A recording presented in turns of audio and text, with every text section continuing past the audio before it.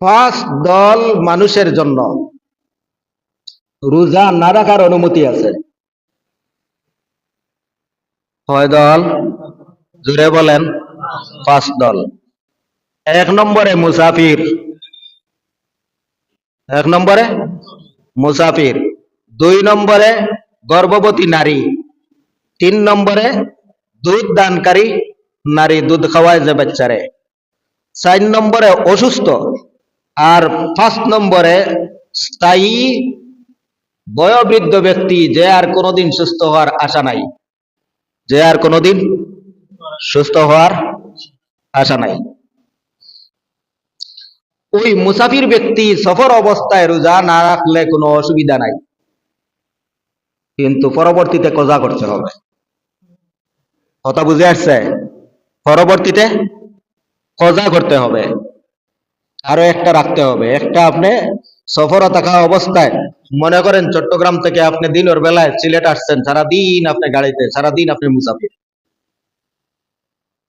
মুসাফির থাকার কারণে আপনি রোজা ভাঙ্গিয়া খাইছেন, অসুবিধা নাই, কিন্তু পরে কজা রাখতে হবে।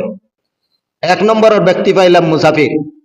দুই নম্বরে গর্ভবতী নারী। যদি বুঝে যে অসুবিধা হবে বাচ্চার, বা উনার শারীরিক অসুবিধাটাই বাচ্চার উপরে এফেক্ট আছে, যার কারণে উনি রোজা ভাঙ্গিয়া খাইতে পারবে, কিন্তু পরবর্তীতে যতটা রোজা ভাঙবে ততটা কজা আদায় করতে, 5টা 10টা 20টা যাই ব্যঙ্গে খাবে, তা পরবর্তীতে কজা আদায় করতে হবে। ঠিক তদ্রুপ ভাবে কোনো মহিলার যদি বাচ্চারে দুধ খাওয়ায়, রোজা রাখার কারণে দুধ ঘাটতি চলে আসে, তাহলে রোজা না রাখিয়া বাচ্চার সেবা করতে হবে। বুঝতে পারছেন? খুব সহজে বুঝছেন। তুমি আমি যখন এত ছোট ছিলাম, তোমার মার উপর আর আমার মার উপর কি জরিমানা ছিল, যে তোমার আমারে দুধ খাওয়াইতে গিয়া, তোমার আমারে লালন পালন করতে গিয়া রোজাও কজা করতে হয়, পরবর্তীতে আবার তার মাসুল দিতে হয়। এই যে কয়টা বললাম? 5টা। 5টার মধ্যে এক নম্বর মুসাফির, দুই নম্বরে গর্ভবতী, আমি বাংলা ভাষায় বলতেছি। 3 নম্বরে দুধ দাত্রী, আর 4 নম্বরে অসুস্থ।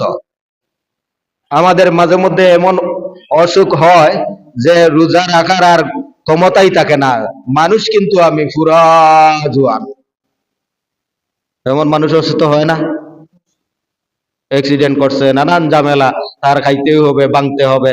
শরীয়তে সুযোগ দান করছে যে ভাঙতে পারবে, কিন্তু পরবর্তীতে বলেন কজা করতে হবে। একটার বদলা একটা রাখতে হবে। কথা মনে থাকবে তো? 5 নম্বর যেই ব্যক্তি বলছিলাম, কিতাবের ভাষায় যাকে বলা হয় সাইকে পানি, একেবারে বৃদ্ধ মানুষ। ওই মানুষটা আর কোনোদিন বাঁচিয়া সুস্থ হওয়ার পরে রোজা রাখার মতো বয়স নাই। আসছে তো, উনি রোজা ভাঙ্গিয়া খাইতে পারবে। এখন যেহেতু উনি ভবিষ্যতে সুস্থ হওয়ার আশা নাই, তাহলে তার জরিমানাটা কি দিবেন? ওয়ালাল্লাযীনা ইউতীকুনাহু ফিদিয়াতুন তা'আমু মিসকিন। যে ব্যক্তি আর জীবনে কোনোদিন সুস্থ হওয়ার আশা নাই, এমন বয়োবৃদ্ধ ব্যক্তি, রোজা রাখার ক্ষমতাও নাই, সেই ব্যক্তি রোজা ভাঙ্গিয়া খাইবে, আর এক রোজার বিনিময়ে একটা ফিতরা সম পরিমাণ সদকা দান করবে। কয়টা? একটা ফিতরা সম পরিমাণ সদাকা দান করবে, গরিব মিসকিনদেরকে খাওয়াইবে। খাওয়াইলে 2 বেলা পেট ফুরাইয়া খাওয়াইবে। মনে থাকবে তো?